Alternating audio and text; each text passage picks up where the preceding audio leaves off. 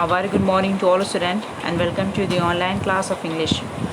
We are going to start today's class with the discussion of chapter 2 from prose section.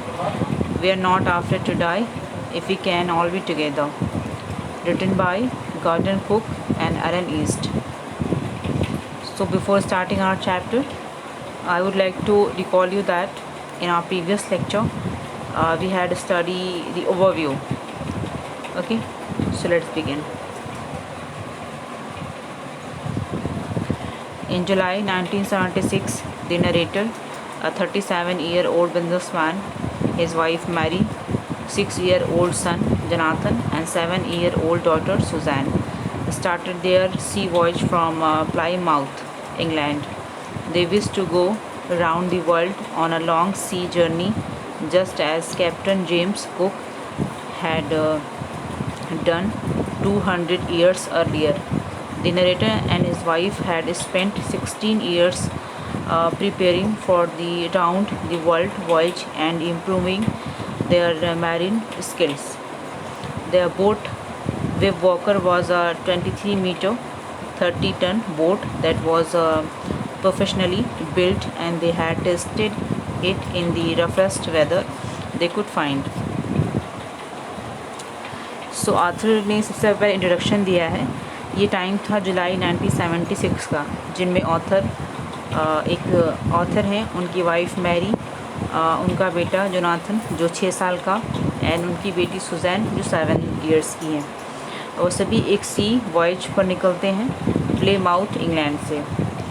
वे लोग duplicate करना चाहते हैं captain James cook की journey को, जो उन्होंने 200 साल पहले पूरी की थी, जिसमें उन्होंने वर्ल्ड का एक पूरा चक्कर लगाया था अपनी बोट में. इसमें जो मेन कैरेक्टर हैं वह है 37 इयर्स ओल्ड एक बिजनेसमैन, जिनका हमेशा से एक सपना था कि वो कैप्टन जेम्स कुक की जर्नी को रिपीट करें. और वो पिछले 16 ईयर्स से अपने फ्री टाइम में जो अपनी सी स्किल्स थी एक सी वर्ष की, उससे रिलेटेड उन्होंने डेवलप करने में लगाए थे अपनी 16 ईयर्स. ठीक. एंड इस एक्टिविटी में उनकी वाइफ भी उनके साथ थी. उनकी जो बोट थी उसका नाम था वेव वॉकर, ठीक, जिसमें वो प्रैक्टिस करते थे. जो 23 मीटर वाइड बोट थी और उस बोट का वेट 30 टन था, और वह पूरी वुड से बनी थी और बहुत ही प्रोफेशनली बनी हुई थी. इट मीन्स कि नरेटर ने ख़ुद उस पर बहुत महीनों तक काम किया था उसकी फ़िटिंग पर, और आसपास जो रफेस्ट वेदर मिलता है तो वो अपनी बोट का टेस्ट भी करते हैं. The first part of their plan 3-year 1,05,000 kilometer journey passed pleasantly as they sailed down the west coast of Africa to Cape Town. Then they took 2 crewmen, the American Larry Vigil and Swiss Herb Sizzler, before heading east from Cape Town to help them tackle one of the world's roughest sea, the Southern Indian Ocean. And further, narrator describe करते हैं अपनी journey को. ठीक. उन्होंने plan किया था कि उनकी जर्नी 3 साल के लिए होगी, और जो जर्नी का फर्स्ट स्टेप होगा वो होगा 1,05,000 किलोमीटर का. वो बहुत ही अच्छे से पास हुआ था, जिसमें वह वेस्ट कोस्ट ऑफ अफ्रीका से केप टाउन तक गए. इसके बाद उनको ईस्ट की तरफ जाना था, और ईस्ट में क्योंकि वर्ल्ड का रफेस्ट वेदर्स आते हैं जो कि साउथ इंडियन ओशन था, उस एरिया को टैकल करने के लिए उन्होंने अपने साथ 2 क्रूमैन को लिया था, जिसमें फर्स्ट थे अमेरिकन लैरी विजिल और स्विस हर्ब साइगल. और इसके बाद केप टाउन से निकलकर दूसरे ही दिन उन्हें स्ट्रॉन्ग विंड्स का सामना करना पड़ा. On the second day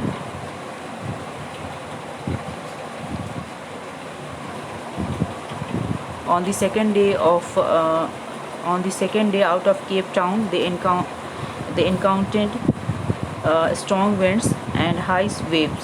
The windstorms continued for the next few weeks. The size of the waves was up to 15 meters on December 25. They were 3,500 kilometers east of Cape Town, but the weather was very bad. So दूसरे ही दिन उन्हें strong winds का उनको सामना करना पड़ा, counter करना पड़ा, और अगले कुछ हफ्तों तक ऐसी ही तेज़ हवा चलती रही. Means weather is not good. And further नेटर ये बताते हैं कि ऐसे स्ट्रॉन्ग विंड्स उनकी चिंता का कारण नहीं थी, बल्कि जो साइज़ ऑफ वेव्स थी वो बहुत ही ज़्यादा बढ़ चुकी थी. वो एक्चुअल में उनकी परेशानी की वजह थी. Despite the bad weather, they celebrated Christmas Day wonderfully. New Year's Day saw no improvement in the weather, and it worsened with the passing of time. और नरेटर ने ये अभी बताया है कि उनकी जो परेशानी की वजह थी वो साइज़ ऑफ वेव्स थी, ठीक है, जो एक्चुअल में बहुत ज़्यादा बढ़ गई थी, और इसी वजह से वो परेशान थे. एंड क्योंकि वो 15 मीटर से भी ज़्यादा ऊंची जा रही थी, जो वेव थी, साइज़ ऑफ वेव थी, वो एक्चुअल में उनकी मेन मास से ज़्यादा थी. मेन मास एक बोट का सेंटर पोल होता है. इसके बाद ऑथर बताते हैं कि दिसंबर 25 को जब वो 3,500 किलोमीटर ईस्ट आ चुके थे केप टाउन से, तभी वेदर बहुत ख़राब हो गई थी. मगर फिर भी उनकी जो हॉलीडे थी वो बहुत ही अच्छी जा रही थी, बिकॉज़ 25 दिसंबर था, मीन्स क्रिसमस डे, और इस दिन उन्होंने क्रिसमस ट्री भी लगाया था. On 2nd January, the waves were gigantic. They were sailing with a small storm zip, but still they were going very fast. The boat moved to the top of each wave, but the gigantic waves and dangerous wind continued to terrorize them. To minimize the damage, they dropped the storm jib and lashed a heavy rope in a loop across the stern. Then they fastened everything, went through their life raft, drill, attached lifelines, and put on oilskins and life jackets, and prepared themselves for the worst case scenario. So 25 December means Christmas के दिन उन्होंने Christmas tree भी लगाया था. And उसके बाद जब new year day आया तब वेदर में कोई इम्प्रूवमेंट नहीं आया. मीन्स ये लोग एक्सपेक्ट यही कर रहे थे कि वेदर ज़रूर इम्प्रूव होगी, बट ऐसा नहीं हुआ. यानी इनकी जो होप थी वो थोड़ी सी चेंज हो गई इनटू डिस्पेयर में. वेदर चेंज ज़रूर हो रही थी, पर वो और वेदर में चेंजेस हो रही थी, बट वो नेगेटिव की तरफ जा रहा था. मीन्स जो वेव वॉकर था, जो साइज़ ऑफ वेव्स था वो बहुत ज़्यादा बढ़ गया था, और अब तो इनके बोट के लिए भी ख़तरा था. उसके बाद ऑथर बताते हैं कि जनवरी 2 था, तब वेव्स की साइज़ बहुत ज़्यादा बढ़ चुकी थी, और फिर उन्होंने अपने सारे स्ट्रॉन्ग जिप्स को हटा दिया था, और तब केवल एक स्मॉल स्टॉर्म जिब लगा हुआ था. विंड्स इतनी फास्ट थी, फिर भी वो 8 नॉट्स की स्पीड से आगे बढ़ रही थी. जो शिप थी वह कंटिन्यूसली वेव्स के ऊपर जा रही थी, और जब वह वेव्स के ऊपर जा रही थी तब उन्हें बहुत ही वास्ट इनॉर्मस ओशन को देखने को मिल रहा था, जो कि कंटिन्यूसली उनकी तरफ आ रहा था, और वो डर रहे थे. वो एकदम फुल ऑफ फियर थे. और जो विंड्स थी वो इतनी फास्ट थी कि उनके कानों में दर्द हो रहा था. मीन्स जो साइज़ ऑफ वेव्स थी उसकी आवाज़, विंड की जो आवाज़ थी इतनी तेज़ थी कि उससे उनके कानों में भी परेशानी स्टार्ट हो गई उस विंड्स की आवाज़ से. और अब उनको अपने बोट की स्पीड को स्लो डाउन करने के लिए अपने आखिरी स्ट्रॉन्ग जिप को भी हटा देते हैं, और इसके बाद कुछ हैवी रोप से पूरे स्टर्न के एरिया को सराउंड लूप से कर देते हैं, ताकि उसे स्ट्रेंथ मिल सके. स्टर्न का मतलब है rear part of the ship. इसके बाद वह सभी चीज़ों को डबल लैश कर देते हैं, मीन्स अच्छे से बांध देते हैं, और इसके बाद वह अपने लाइफ ऑफ ड्रिल को भी चेक करते हैं. और जो लाइफ लाइन है, जो रोप्स होती है, उसे अपने आप से अटैच कर लेते हैं. मीन्स वो डेंजर के लिए बिल्कुल तैयार हैं, जिससे कि बाद में ज़्यादा दिक्कत नहीं होती है.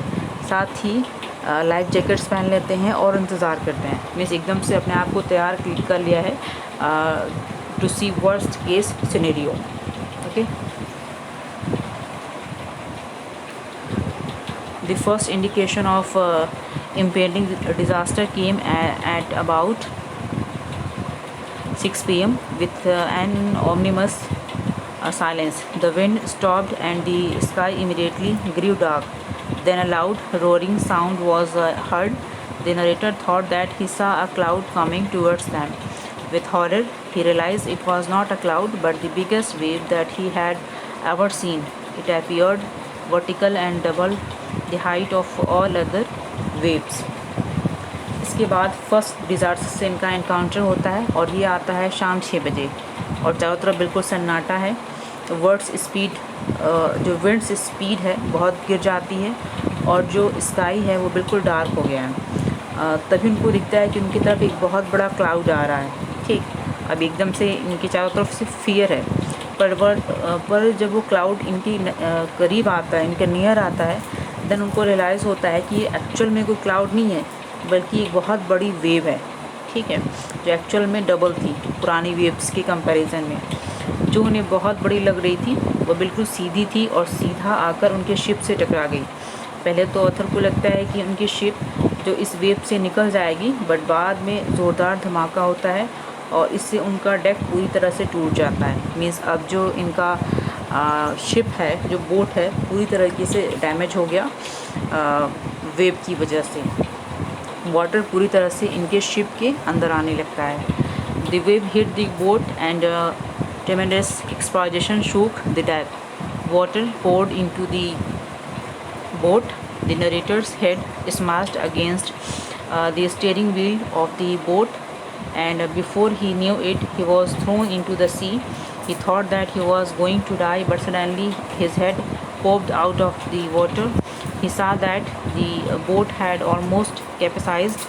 Suddenly, a wave hurled it upright, and the narrator was tossed onto the boat. His left rib was cracked, his mouth was filled with blood, and some teeth were broken. Somehow he managed to find the wheel, lined up the stern for the next wave, and hung on. So अभी इन लोगों की life completely danger में आ चुकी है। Water पूरी तरह से इनके शिप के अंदर आने लगता है और जो ऑथर हैं उनके सर में चोट लग जाती है। वह व्हील से टकरा जाते हैं। जो व्हील होता है जिससे कि डायरेक्शन मिलता है बोट को, इसके बाद वो सीधा शिप से बाहर गिर जाते हैं और वेव्स में डूबने लगते हैं। उनको लगता है कि उनकी डेथ बहुत नज़दीक है। वो अपना कॉन्शियसनेस भी लूज़ करने लगते हैं। मीन्स बेहोशी की कंडीशन में वो आ गए हैं। तभी वो एकदम पानी से बाहर आते हैं और वेव वॉकर से कुछ मीटर की दूरी पर हैं। तभी वो देखते हैं कि उनकी जो वेव वॉकर है उस वेव्स ने पूरी तरह से कैप्चर कर लिया है और उसका जो मैस है वो हॉरिजॉन्टली गिर चुका है। तब वेव्स के कारण बोट आगे जा रही है। उनकी जो लाइफलाइन है जो उन्होंने पहले अटैच कर ली थी वो टाइट हो जाती है और उस लाइफलाइन की मदद से बोट की तरफ जाते हैं और गार्ड रेल्स के थ्रू वो बोट्स के अंदर आ जाते हैं। अब क्योंकि वेव्स के कारण सारा पानी बोट के अंदर आ जाता है, वो वेव्स के कारण बोट के अंदर इधर उधर टकरा रहे थे। मीन्स बोट के अंदर तो वो आ गए बट अभी भी वो परेशानी में ही हैं, जिसके कारण उनकी लेफ़्ट रिब जो थी वो क्रैक हो गई। उनकी लेफ़्ट रिब टूट गई और उनके मुंह में खून भर गया और टूटे हुए दांतों से मीन्स उनके मुंह में भी चोट लग गई, दांत टूट गए और उनका मुंह जो था पूरी तरीके से ब्लड से भर गया। एंड साथ ही बहुत मुश्किल से एक व्हील को ढूंढते हैं बट अभी भी उन्होंने अपनी उम्मीद नहीं खोई है और उन्होंने अपनी व्हील को ढूंढा। एक उनको व्हील मिल गया और वो अपनी बोट को डायरेक्शन देते हैं and with the help of wheel उन्होंने फिर से स्टार्ट कर दिया है और अपनी बोट को उन्होंने डायरेक्शन देना स्टार्ट कर दिया है एंड अगली वेव के लिए अपनी बोट को तैयार करते हैं। और अभी इतनी चोट लगने के बाद मीन्स रिब क्रैक हो गई, मुंह दांत टूट गए, मुंह में पूरा ब्लड आ गया, फिर भी उन्होंने व्हील को तलाशा और अपने बोट को डायरेक्शन दिया और बोट को नेक्स्ट वेव के लिए तैयार कर लिया। Okay, so student, I think it's enough for today हम लोगों ने स्टोरी का half part I think discuss कर लिया है and remaining part of the chapter we'll discuss in our next lecture. So till then, keep learning and keep practicing. Thank you for now.